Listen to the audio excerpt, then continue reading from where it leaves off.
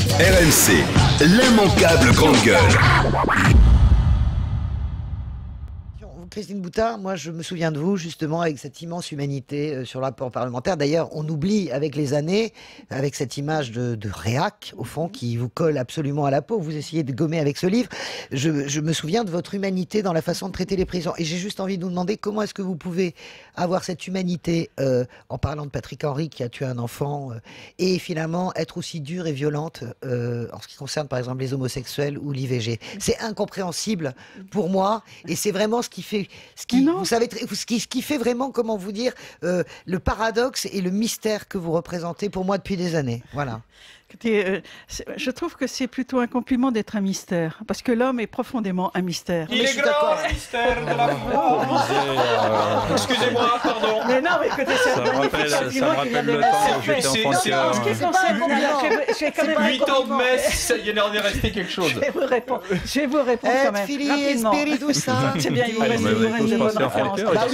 Mais attendez, par rapport à l'IVG, pour moi, vous pouvez très bien ne pas partager ce point de vue, mais pour moi, c'est aussi un acte excessivement grave. Je parle des homosexuels. Oui, non, mais vous connaissez surtout sur les homosexuels. Je vous réponds sur l'IVG. Acte excessivement grave. C'est un acte excessivement grave, puisque oui, c'est un crime, puisqu'il s'agit de la suppression d'une vie, d'une personne qui est en puissance et qui, si on n'interrompait pas, si on la tuait pas, deviendrait une personne. Donc, il y a une cohérence là, donc il n'y a pas de mystère.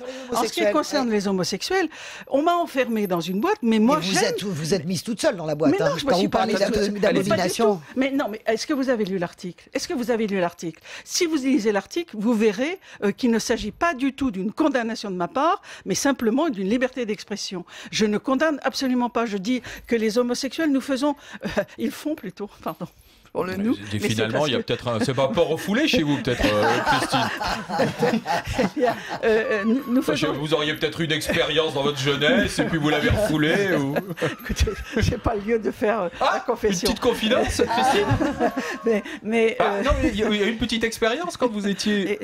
Je réponds sur les homosexuels. Non, nous faisons chacun ce que nous pouvons. Il est horrible, là. Nous faisons chacun ce que nous pouvons. Il n'y a personne... Personne n'a le droit de condamner. Je n'ai jamais condamné. C'est en tout cas là-dedans que vous êtes enfermé. D'ailleurs, la justice dans laquelle on m'a enfermé. Mais la justice vous a condamné d'ailleurs. Elle m'a condamné, mais je fais appel. Oui. Je fais appel et je pense qu'il s'agit beaucoup plus du problème qui touche à la liberté d'expression. Et puisque la question m'a été posée, je vais vous le dire très clairement, si j'ai pu blesser par mes propos des personnes homosexuelles, je le regrette profondément. RMC,